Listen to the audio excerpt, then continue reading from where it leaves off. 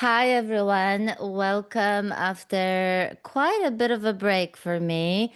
Today, my guest is Tara Kabatoff. She is an intuitive healer, teacher, and a guide of the shadow and subconscious self. She has a shadow project, which I will leave the link to in the description to this video so you can go and check her out, learn more about her and about her work. But in the meantime, hi Tara.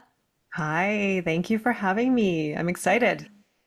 So I want to do a bit of an intro as to why I even invited Tara in the first place. I was really drawn to her talking about shadow work. I don't even remember how your videos ended up on my YouTube, but I remember pretty much the first video, and I just something just really deeply resonated um, for me in the things that you were sharing. And, I kept on, okay, I kept on watching. And, I've been talking to quite a few people on my channel about shadow work specifically because I personally see it as an absolutely essential part of the awakening journey. Yep.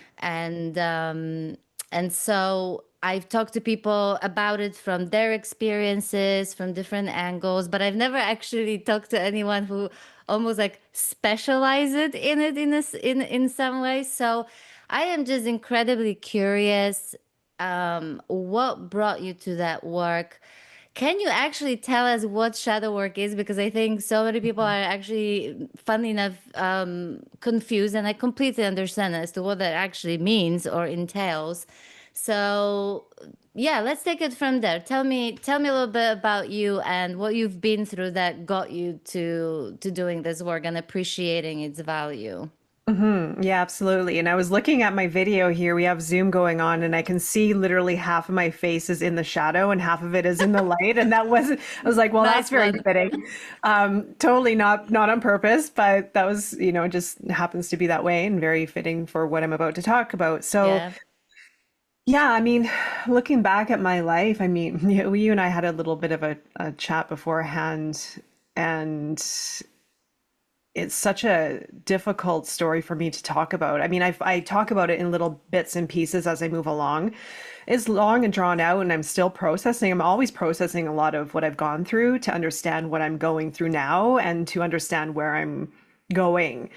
And really, just like the dimensions of life. Like, I sit with this a lot and I spend a lot of time by myself and reflecting. And yeah, my life was definitely of hardship. I come from a family of Russian immigrants, and they have their own stories and passed down inherited traumas and beliefs and difficulties. And now I understand the story, but years ago I was so in it that I couldn't understand anything outside of being resentful or being angry or being mad that I felt like I got ripped off in life. I watched all my friends going and having successful lives, and I built a life around a certain persona and a certain identity of someone who was successful, someone who was smart. I was diagnosed with a learning disability when I was 14 years old because I was emotionally affected by my family life. It wasn't Mhm. that I can't learn, is that I just became disengaged by school and by life itself. And I had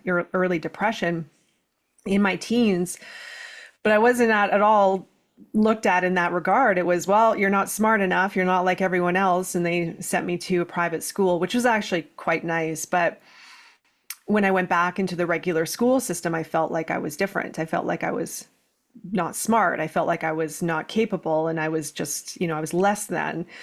And so I carried it with me for years, and it was in my shadow in the background. And in the foreground, I developed a very, very strong persona that I had it all figured out, that I was perfect, that I was fine, that I was successful. And I went on and I had a very successful, as to put it in air quotes, as far as the outer experience, marketing career. And I worked for some big agencies and had this life that I thought that would allow for me to feel like everyone else. Like, I was successful. My brother was on a path of getting his PhD at that time. And my family, I would constantly tell my parents that, oh, look at the award I got. Look at what I'm doing. I have my own place in Toronto. I'm now with this high level company. And I would tell my parents, and it would still be like nothing, like crickets, and now I see what I was doing. But back then I was in that hamster wheel, continually performing and pushing. And meanwhile, I was so unwell. I was fighting with depression. I was an alcoholic. Had addiction issues. I had failed messy relationships. And I was in a culture that, in all honesty, had this perpetuated normalcy or way of looking at these toxic environments and toxic aspects of self as normal, as functional. So I was Yeah. functioning while I was unwell and addicted and sick, and it just felt like, well, everyone else is going through this, so I guess it's fine, it's just a normal thing. But I would go home and I would sit by myself. I would drink a bottle of wine. I would be depressed. I would, be completely alone in my world.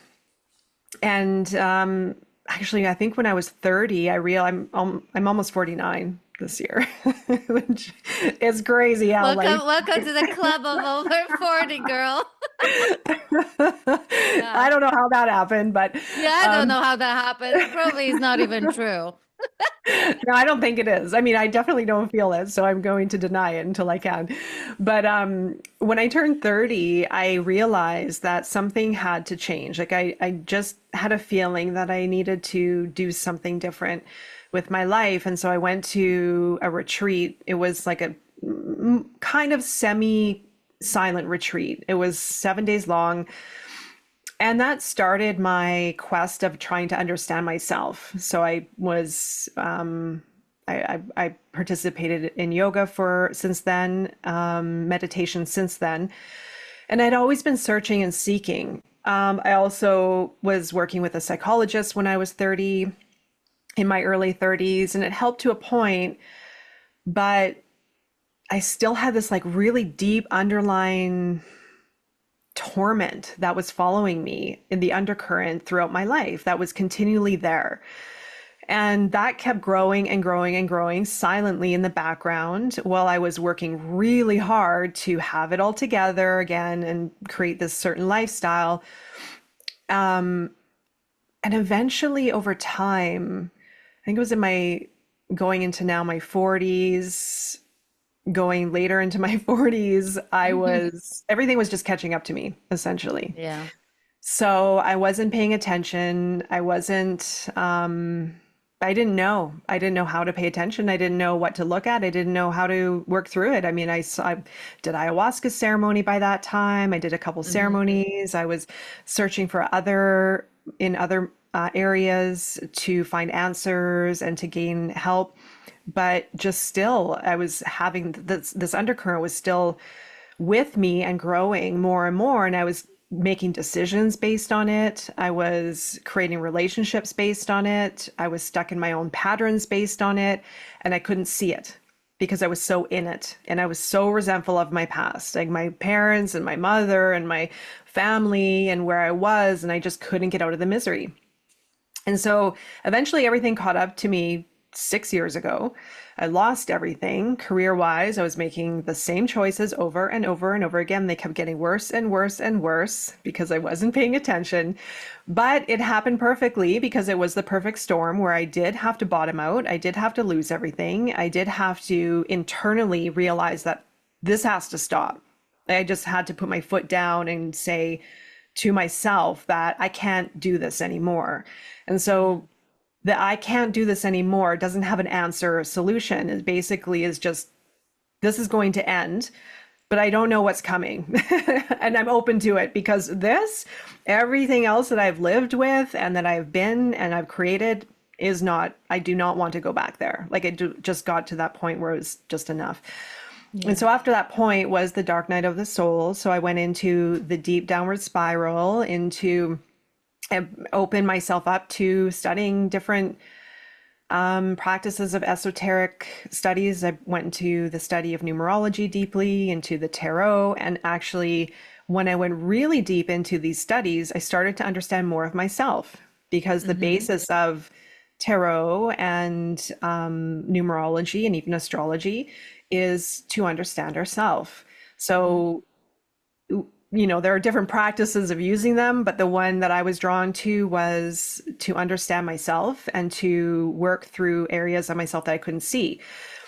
And when you get into, which I'll jump into the shadow in just a moment, but when you get into working with the unconscious mind, which is part of, we all share the unconscious, the collective unconscious. You may hear the term, a term by Carl Jung, is the ability to share common traits and perceptions and behaviors. So we all share common stories within us. We have a thread, being human being.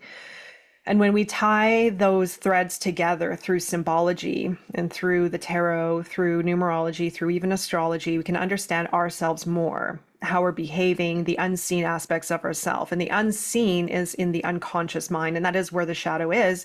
And that does allow us to see more of what we're doing and why we're doing it. And so this led me into a whole rabbit hole of like getting into the why. Why am I feeling this way? Why is humanity sick? Why do we behave this way? And I couldn't stop. I just went right into it. And I started working also with the work of Dr. Michael Lincoln, who I mention often on my YouTube channel, which I'm going to talk about more. And his work, he was a clinical psychologist. He's no longer with us. He passed away, I think, in 2016, I believe. Mhm. And he was a PhD psychologist. He spent 30 years studying children to seniors, people in mental institutions and psych wards, prisons, across the gamut, and his own self. He was also, in time, he also became a spiritualist. He had his own, joined a certain practice. And the reason why I'm drawn to his work is he basically encompasses the whole self, the spiritual. He even talks about past life work, or past life patterns. He talks about the mind, the body, about how our body communicates what's happening within our mental and deeper aspect of ourself based on our deeply ingrained beliefs.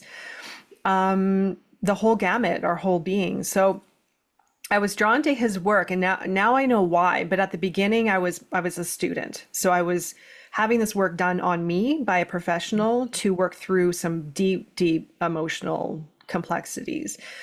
Man, so it's interesting that I wasn't really drawn to the work because of my body. I was drawn to it because I was ready to crack open. Like I wanted to see and I wanted to get rid of these deep emotional difficulties that I was really harboring. And it worked over time, over time. And I was like, what is this work? Like, how does it work? Like, I couldn't wrap my finger around it. And my friend slash mentor slash specialist at the time, she would tell me in ways that were more spiritual and more to do with our higher self versus our ego. But I still had to understand what's happening in there that allows for this release to happen. Like what's going on within our mind where we're holding on to these beliefs and we become so affected by them or influenced by them without our awareness, where we behave Yeah. certain ways, we react certain ways, we perceive our reality in certain ways. Like it really affects the whole of our being based on these beliefs that we harbor within ourselves. There's a whole web of like a chain of events that happens within ourselves in a split second even.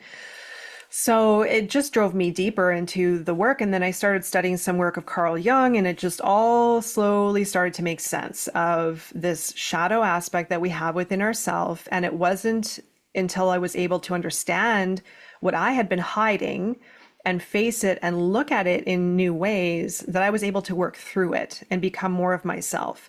So when we are operated by our shadow, we react, we are impulsive, we hide, we become imprisoned by guilt and by shame and by fear, and we don't even realize that we are feeling that way or acting that way or how it does interrupt our life. So there's a whole dynamic that's going on within ourselves that is available for us to look at, and it can go super, super deep.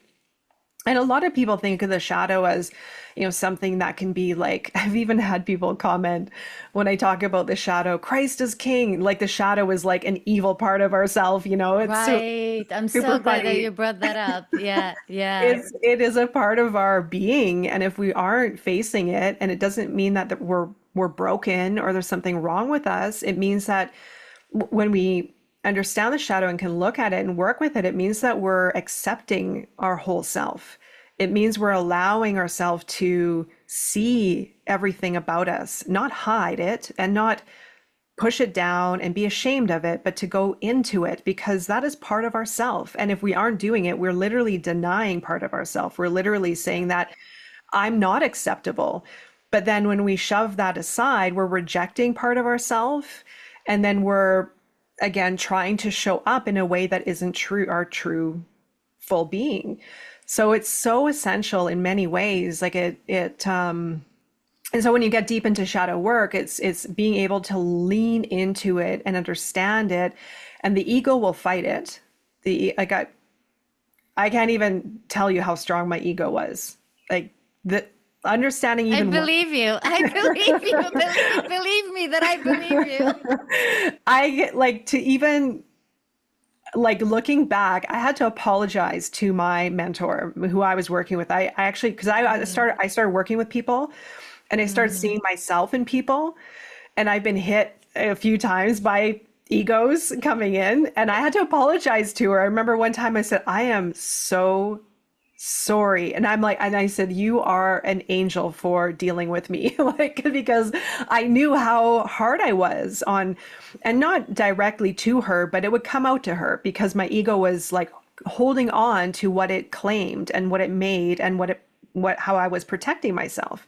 And so when it was being cracked open and being disrupted, I was lashing out, I was angry, I was holding on to the stories unknowingly, and it just became a force to work with. So our ego will hold on, and I call it a little bit of that wiggling room, and we cannot notice when our ego is showing up because it feels so familiar and we get comfortable in that presence of it or within the relationship.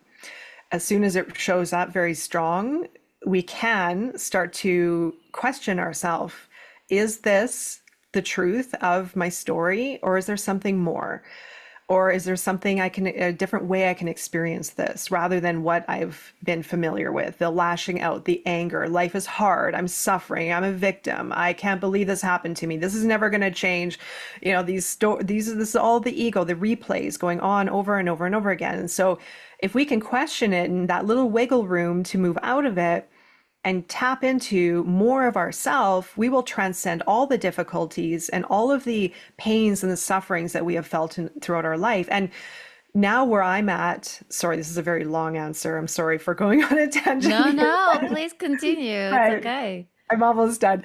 But where I'm at now, I have almost forgotten what it was like being in all that pain and all that suffering. And I thought I would never, Right. ever get out. And I have to also be careful with my work because I don't want to lose. It's not like I'm holding on to it, but I don't want to lose the memory of it. And that's why I'm also writing a lot because I still want to be able to relate to people when they're in that place. I hear you. Yeah. Yeah. Yeah. Yeah, it's profound stuff for sure.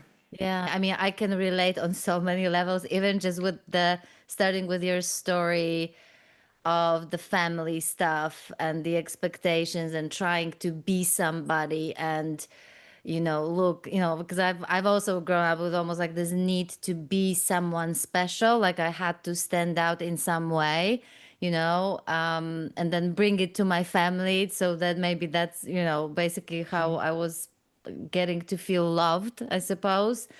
But the other thing that I was kind of like giggling inside because you said, there came a moment where you said, I can't do this anymore. And it's precisely literally the very same words that came out of my mouth when I had my most massive emotional breakdown, which I now call it the surrender, Mm. because it was when I basically broke open, like, Yeah. and that threw me into the shadow work, what I now is called shadow work, but I didn't know, oh, I'm doing shadow Mhm. work now. Like not like that. Like I had no idea that this is what was going on. But it brought me to my knees, and I mean it. Like I mean, it was such a blow to my ego, so to speak, that it wasn't just emotionally challenging, it was even physically challenging. Like, I mean, there were times where I literally thought I was going to throw up, because there were so many stories I had about myself, the noble ones, you know, especially, you know, like just judging people with that kind of self-righteousness, that I'm better than, I'm special because I Right. would never do this and I would never do that. And how could that narcissist do that to me? And, blah, blah, blah. And, I sometimes tell the story of like literally the moment where I was just like so in this like resentment and pointing into these people that hurt me, and especially people with narcissistic tendencies, and then all of a sudden it was literally like the finger just kind of turned around, and Mm-hmm. invisible Mm-hmm. finger turned around, and I started seeing all those qualities in me. Mm-hmm. I still have chills going through my body because my body still it was so visceral, Tara. It was the most unbelievable devastation I think I've ever experienced, because until then I was like, I had this chance to feel self-righteous, to feel better than and special and noble and blah blah blah. And all of a sudden, I was just no better than the very person that I was pointing my finger at. Okay, the qualities may have been showing up differently, maybe not as extreme, maybe not as harmful or whatever, but still they were very much there. So that's something that kind of came back to me as you were speaking. But then you also mentioned the teacher, mentor slash friend who you said that you had to apologize to, and like you thought that she was like this angel because of how she took it, and and I thought that this is one of the very qualities I think that you find in people by which I know they've been on their knees themselves, Mm-hmm. like they've been there. And so like it's just there's almost like a natural kind of empathy that is a default of going through this process that brought you to your knees. So then you really just see people differently, and you don't judge them anymore in that way. What it's like to work with this? Like, how do you even start for people who may be like heard about it multiple times, are curious, interested, but like, what's that about? How do I know where to even begin? Yeah, I'm glad you asked that because I was thinking I kind of want to go into the part that you mentioned regarding where it no, where it brought you to your knees afterwards when you were saying it was like the process itself was so, it was unraveling, but it was very difficult to work through. And I feel, you know, yeah, I don't even know how to start this. Like I feel that a person has to want better to be able to face themselves, like to begin to ask those questions and to begin to face, because it's not for, you have to be ready. You have to be in a place where you want the change and you want to improve your life, you want to be more of yourself, you want to heal, because by design, or by, I guess, like the, what's the word I'm looking for, by proxy, I don't know how else to say it, there's a shift that will happen within your entire being when you do this work. So if you're holding on to your emotions and harboring them deep within, what's happening to your body, what's happening to your energetic self, because Yep. really we think of everything as energy, which it is. If we're holding on to this because of fear, because of our difficulties, trauma, shame, guilt, anger, resentment, we're piling these aspects within ourselves, these energies, these emotions, these thoughts, these what is basically how we have made ourselves feel safe in a kind of way, but we're holding on when we're there. Mhm. And so we're shoving all this down, and it eventually is going to disrupt our body. It eventually is going to disrupt our life in some kind of way. So the person has to be willing to be open to look at themselves differently. And that's the first step. That's the first opportunity. And also, I should mention, when you do this work, this is about becoming empowered. When we are holding on, when we're maybe depending externally on fixes, like external solutions, or if we are protecting ourselves so much and so guarded and reactive to things, we're actually Mhm. very disempowered. So we've given our whole self away without, unwillingly, without our awareness. And Yeah. the first step to go in is to say, is maybe to hit that point of surrender. It's like, I don't want to live like this anymore. I need to look at something different, or I need to look at myself differently.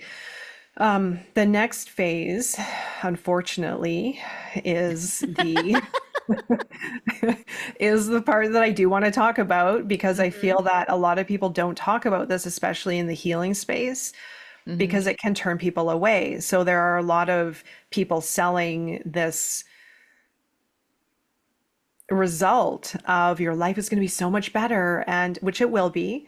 But Mhm. I feel, this is my perception, is that it can paint a picture that life is just going to be so amazing once we look within ourselves, once we heal ourselves, once we meditate, once Yeah. we do Yeah. all these exercises. Life is just going to be better because where Mhm. we've been has been so painful. And Mhm. so there is a level of bypassing that can happen in this space of healing and understanding ourselves, where we may unconsciously and unknowingly reach for something greater than us, feeling that that moment of bliss or satisfaction, or the escape maybe of where we've been, will take us to somewhere better, and we can get drawn to that, thinking that's the way that's going to make our life better. Yeah. But when you go into the shadow aspect and move in the way of understanding yourself more, looking without judging yourself or criticizing, and that can come up as a deterrent, seeing ourselves in a way that might trigger shame, or might trigger more fear, or might trigger resentment.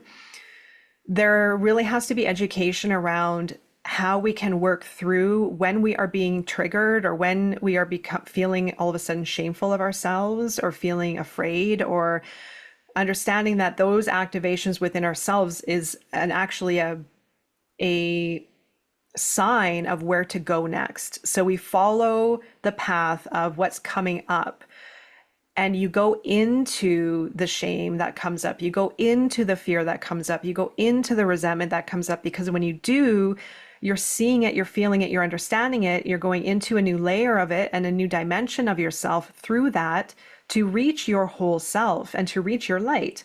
But what happens within us unconsciously is that we want to avoid it. Even if we're going into it, some people will still feel ashamed by it, or think that life is just too hard because I have to go through this, and this means hard work, or it means pain, or it means discomfort. But the whole point of shadow work is to understand where it came from in the first place, and how it is affecting your whole self, your mind, your emotions, your body, your reality, so that you can lean into it and understand what it is and where it's coming from. And then on the extreme side as well, people can go into what's called psychosis, or go into these really deep distortions of reality, or split of their old self versus who they're becoming. And that can feel very, very Mhm. unsettling, where the ego persona that we build, that we become very comfortable by, all of a sudden starts to shatter. And that's where I've come to know the that's where I've come to know how difficult this really is, because we're conditioned to live and operate by our conscious level of awareness. So we have our Mhm. conscious mind that's always on, thinking, proving, analyzing, making sense of, learning, intellectualizing. And so we form this very strong relationship in that very small part of ourself. Like, it's only 5 to 10% of our total mental functioning. It's super small, but we're conditioned there. You go to school, you work, you think, you read, you live like life by that domain of your existence. And then Yeah. as soon as you go into your deeper self, well, there's more to me. I need to understand more of myself. You're cracking open the relationship into your unconscious mind, where your psyche is, where your intuition is, where your feelings are and your senses are, where the archetypes live, the behavioral patterns. And so when a person starts to go into the deeper self, there's a fragmentation that happens, and that distortion can disrupt one's reality. And if they aren't aware of their fear can come in and completely override it. And then they can feel that they're losing their mind, that they're Yeah. completely going into a very, very difficult state of being. Oh, And that, yeah. unfortunately, in our modern society, can push them into getting medicated, can push them into being put into a ward or a facility, when what if that person needed the guidance or could get the guidance to understand themselves more and what they're going through, to work through it and become even more of themselves, rather than reverting to a fear state, or reverting to, I need someone to fix this for me, Yeah. rather than understanding that we have the full ability within ourselves to fix it. We're not broken, though, to understand it within ourselves, to work through it. So we're not broken. And in our society as well, I feel we're in a constant fixing society, where it's Mm. medication, supplements, which some are okay, but there can be the Yeah. overdoing it as well. Technologies of improving our health and our sleep and our whatever. But all of that won't work unless you understand yourself more. And it requires work. It does. It's like patching up, the wound that really is calling for attention, but you keep on covering it up. I'm sort of still relatively new to seeing what's out there in terms of different modalities and spiritual things, healing things. I can see how any modality, any approach, anything can either take us closer to that wholeness that we're talking about, or it can totally take us away and be just completely hijacked by the mind, and to become just like we're just completely pointless, or take us in a completely different direction.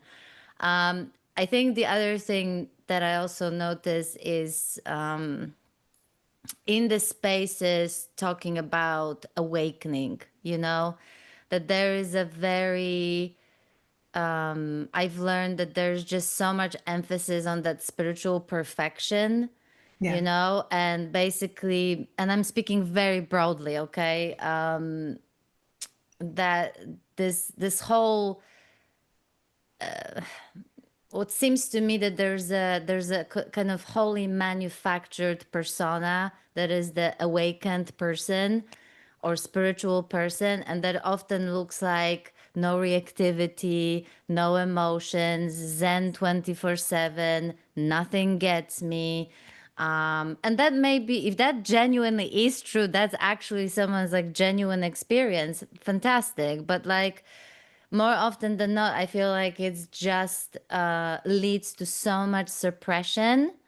Yeah. And I think, especially, with spiritual teachers, I'm not, having done the shadow work, whenever I hear about a spiritual teacher who, acts out in ways that are either toxic, inappropriate, or whatever, everybody is shocked. How can an enlightened person who's teaching all these things that and has an impact and has helped and guided many people, at the same time be doing what I basically, to me, is just the human stuff. Like, to me, enlightened does not stop you from being human. It does not make you immune from the unconscious that you're talking about. And I think that this is where I think it's almost like, try to even mention the unconscious in terms of like the shadow work and those unconscious beliefs and something like that, and there's like oof, let's not go there, because I'm going for the bliss and I'm going for the transcendence. Like, I'm not interested, in this stuff. So I suppose that there are like many spaces where where that happens. And I remember the moment when I had this like really profound heart opening, and just I call it like the experience of emptiness, where basically the separation between the darkness and light has completely dissolved. And it dissolved to the point where I couldn't literally say the word shadow, because to me, I saw nothing but light in that. I couldn't see it as something negative or something to push aside, things like that. So it was quite funny. But I know for the fact that even the thing shadow, as soon as we hear shadow, it's almost like there's a fear around this. There's negative connotations. Um, so yeah, I've been seeing this a lot within those spaces where that is not talked about, and there's so much of pushing away of just completely normal human responses, and that is seen as unspiritual or unenlightened. So yeah, that's what comes to me as I heard you talking about the healing spaces. And yeah, and which obviously leads to a lot of all sorts of bypassing, which I think with time, the more awareness there is, the more subtle that bypassing becomes. And it's actually even easier to fool ourselves to thinking we're no longer doing that. We're on our own path. Like I feel when it comes to knowing our body, knowing spirituality, knowing emotions, knowing thoughts and, truths in life, won't necessarily come from learning from other people. It will come from yourself, knowing yourself and what works for you and what you've learned through the process. And we get to learn from that. We get to learn from other, having Hmm. conversations and what people have experienced or learning through other modalities as well. But I've learned the most out of everything that maybe I'll go into another deep dive at some point. I probably will, who knows? But I've learned the most by just feeling myself and understanding myself, really, sitting Yeah. with myself. And gosh, I've spent even before I went into this process a lot of time alone. And, there are positive aspects with that, and there are also other aspects too with it, right? But yeah, I don't feel that there's a need to, I feel like that alone, when people are learning so much about other spiritual practices and history, and it's all good, and I'm not saying to not, you know, dive into what you're interested in, Yeah. but not in a way of finding your own answers, because you're only going to be able to find your own answers through a lot of contemplation and a lot of observation and Hmm. awareness. And the more that you cultivate that within yourself, the more you'll understand about life itself. I honestly feel that's where the real answers come from. It's from ourselves. Yeah, absolutely. And I'm glad that you said this is like one of the reasons why I also wanted to talk to you about, because to me that shadow work this is not just like, I mean, for me, because of the journey I've been on, I see it as an essential part of the awakening journey specifically, right? I see it literally as like a stage in and of itself, in that process. Or actually, to even say stage is not quite accurate, because I mean, there's so many layers to that you never like. There's no.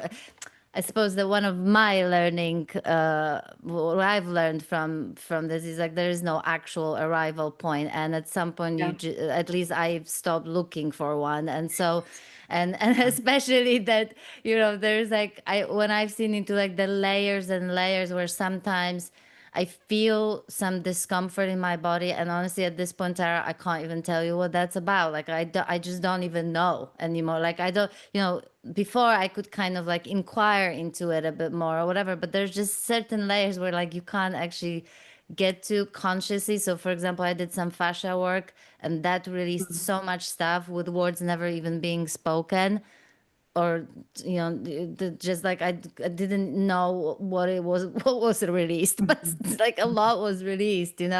So to me, that shadow work, awakening or not, it doesn't matter what we're doing, who we are, what path we're on, that work is so incredibly valuable. You brought up a very, very important point about, excuse me, how we are constantly, and I feel it's a byproduct of society, constantly Mm-hmm. chasing. So we can be constantly chasing something or running away from something. So if we've Yep. had a bad life experience, we don't want to feel that anymore because it was too painful. So we want to go over here and transcend and be enlightened and go for the good and be blissed out.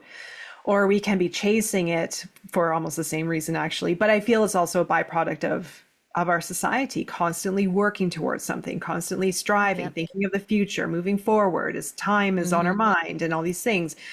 And that's where we get lost. Like that's where we really get tripped up of the whole opportunity of arriving at our within ourself and in the present moment and what that means and what that feels like. And I have seen that a few times where individuals will be striving and chasing enlightenment or ascension or awakening and being like this, like going so hard or just trying Mm-hmm. to find that thing or to be in that state of being when you can find it right now. Like we can drop Yep. into it right here and right now in a Right here and second, right now. Yep. Yep. totally, without Yep. trying and achieving and striving and rushing and pushing and being hard on ourselves or just constantly like trying to chase that thing. And that was one of the biggest lessons that I've learned. Like, so to answer your question, to tie it all Yes. together, I was going somewhere with it. Um, Yes. it really is this now I've the opportunity of finding myself in such a way where I can just be and I'm not chasing, I'm not striving, I've really had to work on a lot of this and those the mechanisms of striving, chasing, trying to achieve, but also the lack and the scarcity and the worry and the fear, the triggers, the reactions to certain things, like constantly being pulled by life in so many directions from fear, from it really all, I feel the base of it all is fear, but it has many different faces. And also through shadow work, I was able to understand that there are many different types of fears. Fears have many different faces and many different ways of showing up in our life. And I was able to, through the work, I was able to see my fears and really dissect, but reflect within my body of how fear and how my emotions and how my thoughts were really interrupting my flow and trust with life. And I feel through my own work, doing this research and working with other people, I feel really the foundation of one of our biggest challenges as being human is to regain trust and what trust feels like within our body. And trust does equal safety, but also trust with the flow and trusting the unknown, trusting the unseen, trusting the universe, trusting ourselves, trusting other people. The whole concept of trust needs to be rebuilt, mostly within ourselves first and foremost. And that's where we will find our peace. Because if we trust all, if we trust everything, if we trust our life, if we trust ourselves, no matter what we're going through, and we can find safety in that, well, that's presence. And that allows us to be in the present moment and to listen softly and to feel softly and to trust the rhythm of our life. And now, so I've studied numerology for years. I've studied relatively astrology. No, I'm not an astrologer, but I've kept my eyes on it. You know, what's happening, what's going on, what's happening next month, what's happening next year, was like always looking in the Yeah. future.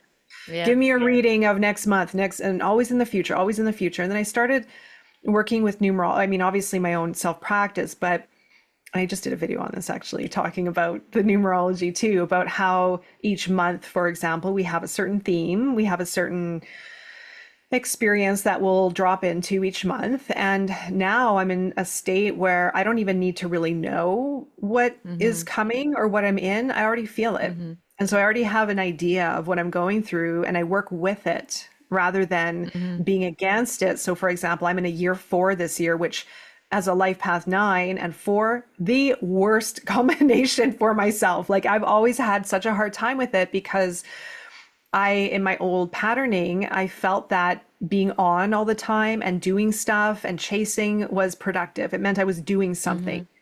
Mm-hmm. Mm-hmm. So in the year of 4, Four is very slow. It's a year of building the foundation within ourselves, the foundation within the work. It's about making sure that we are being thorough and that we are looking at things very carefully and cautiously so that we can prepare for the next year. It's all in order, it's all in sequence, right? So we go into year five next, which is all about change and dynamic energy. So if you don't have your foundation built, and if Mm-hmm. you're cutting corners and if you're pushing hard and if you're working out of your old patterns, well, when you go into a new experience, a new cycle, that foundation is going to have cracks in it. And you're not going to have the best experience or the most optimal experience or the most Mm-hmm. stable experience going into an unstable year. So everything has its way of working and forming. And so when we're working with it and we're feeling it and we're tuning into it and we're trusting it, this is like there's nothing to fear because it's all set up. It's all set up perfectly, right? But Yeah. our old patterns resist it constantly. Oh, I feel stuck. Yeah. Nothing's happening. I'm not making money. I'm not doing this. I'm not doing Yeah. that. And it completely throws us off of other areas that we can gain information from and we can work on and we can even I feel, well, I guess just given what I said about being in a 4 year, I'm building my foundation for a future that I never have had, or a life I've never had, in a Yeah. way that I've never had because I want that. And so, what do I need to do in order to create a life that I've never had? Well, I need to look at my life differently. I need to approach it differently. I need to be thorough. I need to trust, yeah. So, I don't know where Yeah. I was going with all of it now. Kind of, It's so funny that you when you mentioned the chasing bit, and I kind of thought like, isn't it kind of ironic in a sense that like how many of us may sort of um chase, have those lives like you talked about at the start where we're chasing, the success, the external success, okay, whatever that means, or whatever material stuff that we thought was like important, and then we may come across spirituality or something more profound, and then we basically just swap one goal to chase to yeah. now the goal being the spiritual goal, or whether it's whatever people chase, we may be chasing enlightened or another stage of awakening or another or whatever bliss or transcendence or whatever, and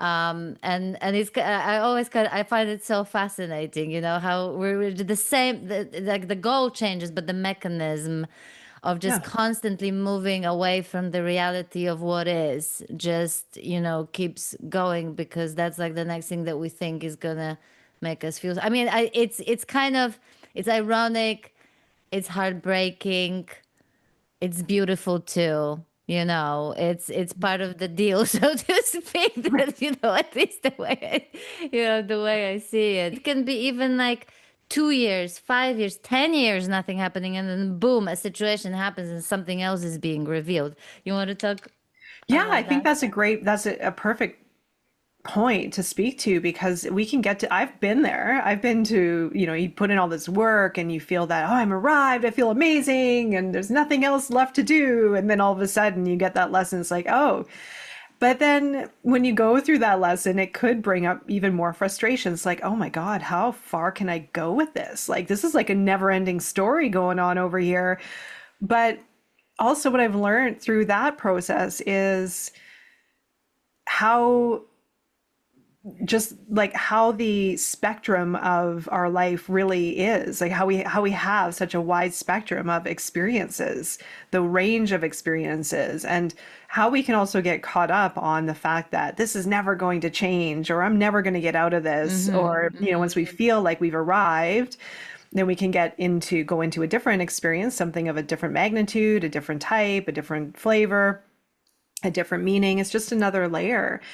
And I feel the more we can let go of this, again, I think it comes down to the need of being perfect and having it like, and it, like you said, it goes from one, we have a certain way of conditioning of what, how we're used to operating in, and it swings into the spiritual aspect where we, chase or we try to strive over there. We're running away from our problems over there.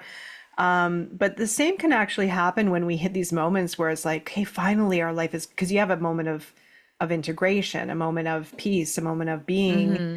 and then you get hit with something else, and then yes, frustration can arise because there we can be challenged within ourselves of, well, I feel it's actually a challenge of, are you okay with feeling and going into another layer and level of yourself? And it may challenge our ego in that moment. For some, I've been through it myself where, I've learned to work through it more. I also have some stuff in astrology and numerology that speaks to a lot of dark, death of the ego, the Mm-hmm. constant, very deep purges and death of the ego processes. So I'm familiar with it, and I've learned to, at times when I've hit it, I've gotten really frustrated because I have felt in that moment that this is never going to change and I'm never going to get out of this. It's just like a constant loop and a constant cycle of going into these really difficult emotions. But I learned over time to go with it and understand that it's just another cycle. Is showing me something deeper, something different that I Yeah. need to look at,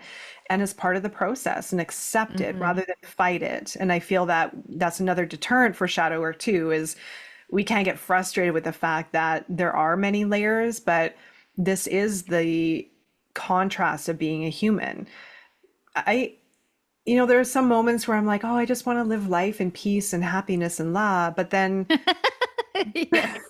But then Yeah. it, like, would that not get boring on its own like that? Like, Mm-hmm. Mm-hmm. and I know the pain and the discomfort isn't fun and it's uncomfortable, but how can we learn to work with it in a way that we're not putting so much pressure on ourselves or on the process when we're Mm-hmm. going through it? And I feel that's where the secret lies, is within ourselves to manage it in that way. And it's Mm. easier said than done, Oh but yeah. yeah. I can tell you that one of the most pivotal moments in my journey was after I had this like really, really profound experience that I mentioned to you before. And it really was like this massive emotional freedom that came with it, like total embracing of myself with all my bullshit and with all my, perceived imperfections and with all my whatever was I thought was wrong with me, and like genuinely, like fully, and it really just it wasn't just like a profound awakening. It was a very visceral experience. It literally like landed, you could say, in my body, in that sense of separation, sort of. And it was like the end of pushing anything away. Basically everything wanted to be now not just totally embraced, but like the shittiest stuff, the hardest stuff wanted to be looked at even more closely, because Mhm. I was looking at it now from like this, what I call the safety with capital S. So I was no longer afraid to look at the stuff that I would have otherwise pushed away, but I was also like not afraid of the discomfort anymore. Yeah. You Yeah. see? And so, but even if I were afraid of the discomfort still, that was okay too. You know what I mean? Yeah. There was like Yeah. what I call Yeah. like this unconditional kind of okayness. But boy, oh boy, did the unraveling just start. Like, oh my God, like this was after the darkest night, what I call the darkest night, the shadow work stuff that was happening. And I remember honestly this, I think I've told this story many times on the channel, that I signed up to this like online like conference, kind of like what different teachers were speaking, different spiritual teachers. And there was this one specific teacher, and I really just wasn't planning to even ask a question or anything. And I didn't even turn my camera on. And when the time came, I found myself raising this virtual hand for whatever reason. like, it was sort of happening in spite of me, and I just started telling her about this like profound insights, and I was kind of telling her that I thought I kind of arrived, and it's like, so when is this emotional discomfort and unraveling going to stop? It's like, time's up. Like this should be time's up by now. Like what the fuck Yeah. is going on? Mhm. Because it really felt like this was never going to stop. Like it was like Yeah. one wound after another, one thing after another was just kind of coming up that I was never previously aware of. And she just, it reminds me of this friend of yours that you spoke, because she just sat there and she just like, patiently endured this talk of mine. And then she's like, She's like, if you're asking me this question, like, when is this going to stop? Then there is more for you to see, you Mhm. know? But she said it very like she was very direct, but she wasn't I mean, I was burning in shame in public. I was so fucking embarrassed because it was a bit of a blow to my ego, at Mhm. that point, because like here I am, I arrived and this should not be happening. um but really that landed, like that question, that like what she said, rather, that really landed. And she didn't give me the answer. She just said, "There's more for you to see." And so, and I really just didn't feel judged by her at all. To me, she spoke, now I can see it from a place of like, girl, I've been there, Mhm. and you just keep going. You know what I mean? Just keep going, right? Yeah. And honestly, it took quite a few more months, but ultimately the answer sort of revealed itself. And that was what I believe was my most profound awakening, which was just the end of resistance to what is. It was the end of looking for an endpoint. It was the end of looking for another reality other than the one that's right here and right now, is exactly as it is. And so some people might call it like the end of search, or like the end of chasing something, or whatever. um and it really was such a pivotal moment. But the other thing we talked about the layers. One of the things that I also want to recommend to everyone listening that you go and watch is Tara's video about the cost of authenticity. Honestly, I mean, I haven't watched. I haven't actually been watching you for a very long time, so I don't know. Like, I haven't watched all your videos. So, but amongst the videos that I've watched, that video, it's like everybody should watch this. Everybody. I don't care whether they're doing the journey of awakening spiritual or not. Just go and watch this video. I'm going to link this because you just so amazingly talked about your, first of all, just honesty, talking about your journey with coming to the place where you could even speak authentically and what that authenticity means. But one of the things that actually struck me, I'm just going to say, before we maybe talk a little bit more about that, is when you said that, speaking to those layers of how far things go, that at some point you may be thinking, I'm okay. And then all of a sudden, your body just tells you a very different story. And in your case, you mentioned how you basically run your hand through your hair, and there were lumps of hair coming out. And that was literally, and here we're talking about just, here I'm watching someone who's seen through it all, that does the work, done the work, been on their knees, right? And here you are, there's a situation where you speak your truth, the comments come in, loads of comments, both positive and negative, and then it stirs something in you. And then to the point that, like, literally your body is telling you there's something still that's being Yeah. triggered by the situation. So I know that this is such a vast topic, and honestly, I think that this is like probably should have been like a really separate conversation just about the authenticity and what it actually even means to speak your truth. But can you just talk about that experience, given your, given your journey of seeing into so much of the layers of the fears and things and wounds around this, and this happening to you at this point? Yeah. Well, you and I are very synced up because I was thinking we should talk about the authenticity, and then you went right into it. So yeah, that was cool. And yeah, my hair is a lot thinner, like a lot. Hmm. My beautiful mane, my beautiful hair. Yeah, that was actually, I have a little bit of a vain side of me, so that part Oh, I've really gotten a little bit. I've got more than a little bit, so it's brought okay. up brought up a lot. Yeah. Yeah. Well, I mean, this is related, so it is a huge topic, though.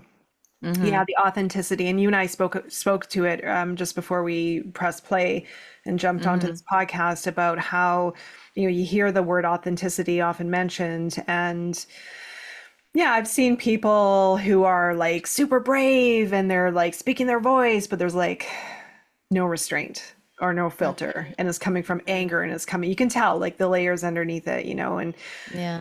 and it's taken me a while to learn authenticity and what it really means. And gosh, I mean, even when I started this YouTube channel, which was, I think, now 4 years ago, I think it's been Hmm. 4 years ago, it has been this whole journey of mine. I know my path in life is about rediscovering my voice. And Hmm. also now the deeper I go with it, I just want to be free. I want to be free to speak my voice when I want to. I want to be free to make a video when I'm calm and I'm in flow and my body's not seized up and I'm not stuttering and I'm not stammering and I'm not holding myself in and trying to perfect everything. I just want to be like super in the zone I'm not gonna say all the time, but just to enjoy it, to enjoy what I am meant to do. And I know this is part of what I'm meant to do, and it Hmm. has been the biggest undertaking that I've had to go through, to find my voice and feel comfortable with it, to be at peace with it, to share from the heart and not worry about repercussions or if I'm looking awkward or if I have like little hairs sticking out like I do right now and stuff like that. I mean, because I do this, I pick myself apart because I I that's hear you. I yeah, hear you. Yeah. going through this too, and we're all Yeah. human. And so yeah, I've been working on this in so many ways. And those layers run so deep into past life patterns, like even talking about, I know part of my past life story where I was tortured for speaking my voice, for teaching people. And I remember when I was doing clearing work with my mentor and friend, and we were Hmm. doing the messages from the body work. And we were getting really deep into this work, and all of a sudden, like she was talking about the witch wound being burned at the stake for being who you truly are. And that was her story. It's not my story. And I never felt part of the witch wound story. I never resonated with it. I never resonated Hmm. with the witch story. I never resonated with being burned at the stake. Hmm. And so she would keep saying this over and over and over again. I knew the meaning behind it. Like you get punished historically. We have been punished for speaking our truth and being authentic, being real, learning from the stars, healing with plants, being part of greater intelligence. And it's been literally punished and eradicated out of humanity, or tried to have been. And Hmm. so a lot of us carry the soul's imprinting. Now, if you don't believe in reincarnation, we have it brought down through our family lineage of don't be too much, don't say those things, don't act like that, don't do this, don't. Or even if a parent has a bad day and the child comes up to them and they want to play or they want to share something and the parent says, "Leave me alone, I've had a bad day." And as soon as that voice comes out, the child internalizes it and thinks that there's something wrong with them. So they start to form the story of, ooh, maybe I shouldn't share myself, or maybe, playing is bad, or whatever the case is. And it ends up morphing more and more and more into a story that becomes in the shadow and keeps one safe from not speaking up and keeps them concealed and holding in. And over time, we get so boxed in where we feel threatened if we're going to speak out anything. We crumble, we start to shake, we start to stutter, we start to feel it fear, we hold ourselves back, and our voice is part of ourself. And if we can't feel safe being part of ourself, we'll never feel safe in any situation, because that is part of our voice is our life, like it's part of our being that has been suppressed for histories ages ago. So Mhm. in this clearing session that I had, we were going through this clearing work, and all of a sudden, I started to get this taste in my mouth of this like mucky, dirty, sludgy taste, I guess, sensation. It Wow. was really bizarre. It was so like really foreign for me.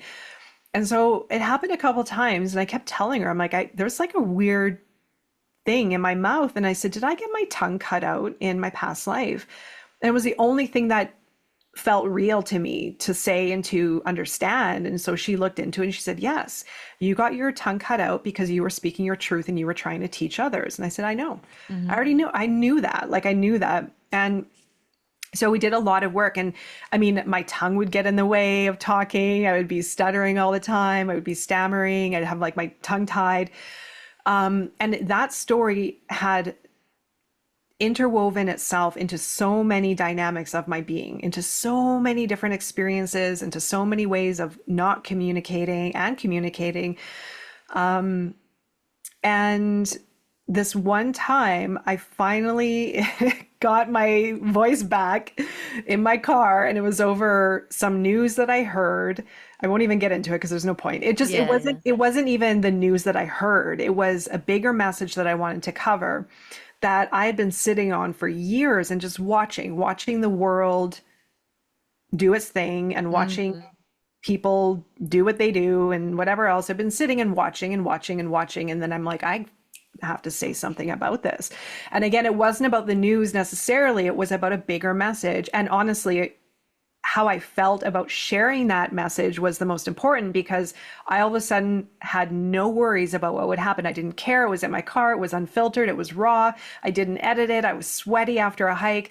And I went just, I was still trying to be diplomatic and thinking about, I still had some things going on. But when I when I stopped recording, I was elated because I finally realized that something clicked and something had, I don't know, just aligned and landed where I felt at peace with who I am and what I said. And I didn't think twice about it. I didn't even watch it again. I uploaded it and I didn't even care what happened to the video. But what happened after that was this whole massive influx of comments and views. I mean, it just kept rising and rising and rising and rising. And the comments came in, and most of them were good. But of course, you get the full spectrum. And Yeah. especially when it's controversial, when it's something of your own Mhm. voice, when it's your own opinion, Mhm. if it's you're sharing something, you Mhm. can. This what really became evident for me was the relationship with content of being safe, creating safe content that's educational, that's Mhm. standard, that's structured versus having an opinion and sharing your truth or sharing what's important for you or speaking against other groups of people. That is where you go to a next level. That's a whole new level of yourself because you are being true and you're speaking to something that matters to you, not something that's super structured and educational and, what I usually do. And also, I felt the reason why it happened that way, and it was perfect the way it happened, was I was stepping into a new version of myself. And I feel this influx was really preparing me in a way to get ready for more of that in some kind of form, or at least to manage it so that I'm not going through what I went through afterwards, which was, I think it was day 3. I thought here I was like, yeah, I'm ready. I can like handle all the comments, and the bad comments were like nothing. And I, commented back to a few of those and I didn't care and I was all fine. But my under the current self, my deep, deep, deep, deep, deep self was being triggered and reminded that this is not safe. And there was something in me that still lurked in the shadow and deep within that was becoming activated, and it came out in ways I felt like I had PTSD. I was in shock. Like I couldn't Wow. look at my YouTube channel. I couldn't Mhm. comment. I was like stunned. And it was so deep that I knew what was happening, but I was like, are we not over this by now? Like it was so deep that it was a different feeling. It was a different sensation. I started losing my hair. My hair was coming out in clumps. And in the book of Messages from the Body, hair loss is associated with clamping down on one's personal passion and power. And so the deeper beliefs behind it are abandonment, annihilation, a fear of becoming too noticeable in the environment, I believe, and a fear of punishment. So these old traumas of mine, these old fears were becoming activated Unbelievable. because I was Yeah. being seen by the environment. And some people were supporting it and some people were lashing out. And even though I was okay with my conscious awareness of people lashing out, of course that's normal. Like we all know that. But my deeper self was in fear and all of a sudden afraid of what could happen. So I had to work with it. I spent, several days working on it, and then it made me really see the cost of authenticity, because when we are being really, truly our pure self, and this is not coming from I need to prove a point. You have to know who you are, not who you want to be, but who you really are at your purest form. And I feel like in a way we need to be stripped down to get there, to understand who we Like are. God, yes, And it's yes. not even who we are as a label, it's who we are as how we feel about ourselves, Mm-hmm. what we are passionate about, our skills, our beliefs, our love, our values, all these things.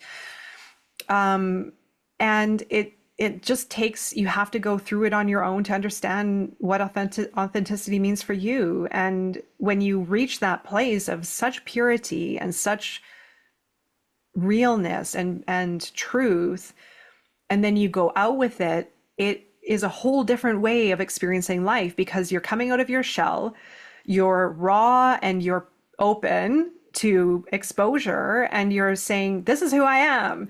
And you share it, and it's like, holy shit, what's Yeah. going to happen after that? So you relive the traumas that you had when you were authentic in the past, at the very origin, wherever that was, when you were in your pure form of being punished, ostracized, whatever, shut down, Misunderstood. tortured, misunderstood. Misunderstood is massive for me. Yeah. Totally. All these aspects will resurface because you Mm-hmm. are being true. So you go through this like massive shadow work and trying to understand all these like webs that have been created. And then you come to your truth. You start to develop this true, pure understanding of yourself. And then you have to start to strengthen that and actually go out and realize, well, what is still holding you back from being your pure version of self?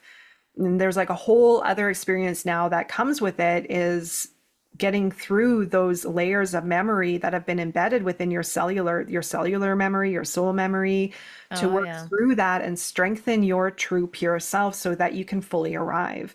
So there's a cost of authenticity of ourselves reliving these cellular memories, and there's a cost of authenticity living with the consequences of speaking your truth from the outer Mm-hmm. world. Mm-hmm. And then that alone has its own web of circumstances. We can trigger someone because we're being authentic and they haven't been able to find that within themselves, so they can come back and attack us. Or we are triggering a memory of their own wound tied to authenticity that creates so much fear within themselves that they project their pain onto the other person. Yeah.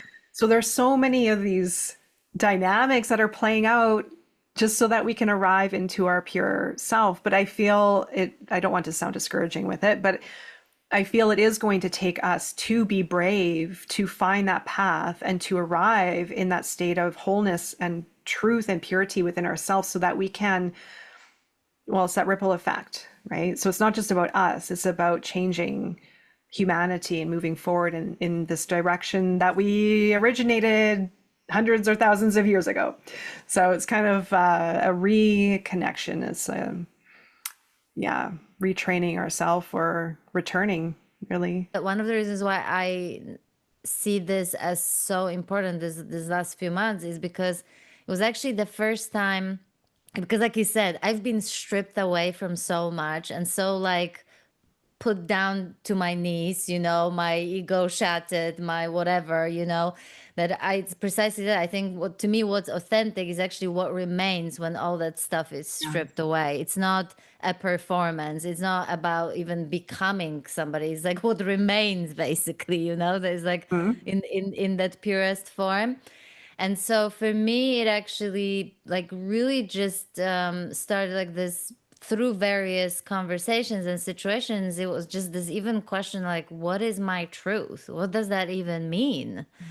Because once you're stripped away, and especially with like awakenings that like dismantled the whole identity basically as like a separate thing, then people are like, what are you talking about, my truth? What are you talking about, individuality? But to me, actually, ironically, it's then a start of finding out what that means now. Now Yeah. that all these old mechanisms, protection mechanisms, all this stuff has fallen away, or at least in a big part of it fell away, then what's left? The situations where I used to like freak out and go into like massive anxiety, for example, that no longer happens. But then what's the new response then? Like Mhm. what's the new response now? Right. And that opens up, this whole thing with like relational stuff and what people are used to you being as well, like if you like getting into certain situations and now you're not anymore, so then some people may be thinking you don't give a shit anymore or something like that. So I mean there's just such a web of like, but the my truth has been and still is sort of like just seeing into what that actually means. And the one thing that, which is why I so appreciated also your video that I'll be going on and on about, because seriously, go and freaking watch that video because there's just so much juice in there. You can like literally dismantle it into like parts and then explore each part of like what you said in that video. But like I really appreciated that you sort of define what authenticity means to you, but also what it means to speak my truth, and that we're not talking about let me tell you what the truth is, or coming Yeah. out of anger or imposing. When we are really activated in our wounded ego state or operating from our shadow and these old aspects of ourself that are very reactive and very defensive and very complicated, we can, in a moment, when we start to grasp the relationship with it, we can start to work on the contrast of what it feels like to not be part of that story anymore. And how does that feel within ourself? And how does that feel within our experience of life? And there's this little tiny bit of, I call it the wiggle room. I don't know how else to say it, but it's like this little tiny moment where we have our explosive reaction to something, or we want to prove a point, or we're really frustrated or in fear or sad or holding on or attached to something. But as soon as we can bring in the consciousness, our consciousness into that situation of being aware of how we're feeling in that moment, we start to move a little bit out of it, like just a little bit of a fraction. And in that moment, we can consciously do the work to move us closer to our higher self and to our authentic self, to our inner truth. So there's that little piece of time or moment where we do have to do the work, where we do have to be very aware of moving back into that old pattern, attaching ourselves to that, or moving back into the familiar, or starting to work our way into trust. And that's where that trust thing comes into, right? Trusting ourselves, trusting something more, trusting something greater, and starting to connect with what the higher self is all about, what our authentic self is all about. And in that moment, that's where that conscious work comes in from, that little bit of space that we have. So, for people to understand their truth and the relationship with their higher self, it requires a great deal of observation. And that shifting of consciousness is constantly happening for us to awaken more of ourself. But by awakening ourself, we have to be able to shift our perception on things, and we have to be able to challenge our ways of looking at things and our old ways and our new ways. And we have to constantly be shifting through these dimensions of consciousness in order to expand our consciousness. We're not going to get there by flying off into that, that state. Yeah, the shift of consciousness really requires us to do it, to challenge the way we're behaving, to challenge the way, but not by judging ourselves or criticizing ourselves, just by simply you're in a playground of self, right? So it's just observing yourself and yeah, feeling into a new way of being and what that feels like and trusting it. Yeah, Because again, you move into that new way of being and there can be other traumas attached to it. And that's what deters us totally. from being there, right? So yeah, Yeah, it takes a little bit of time, but it happens. yeah. Yeah. Tara, thank you so much. Like you said, we could probably spend hours and hours just talking about it because it's Yeah. massive. But I genuinely I don't know why that stayed with me so much. I think maybe the people who will watch that video about authenticity will understand maybe why. I don't know, but I think that video of yours is so important. That work that you're doing is so important. And I genuinely think that this whole subject of what it means to be true to ourselves and speak from that place and be safe, feel safe in that after years of not having that experience, especially that we've been so, at least I can speak for myself, so detached from my body that it's how can you even know what trust feels like when you're not even in touch with your body. So it's like that's another thing. But I really think that what you talked about there, I don't honestly don't know one person who could not relate to this on some Yeah. level or find Oh, that's, themselves in that story, yeah. in that video. I really don't. So I again highly encourage everyone to watch it. I will leave all the links. And yeah, thank you so much for watching. And thank you, Tara, again for your time. Oh, you're most welcome, Maggie. Thank you for having me. I love these conversations. Thank you. Take care. Bye.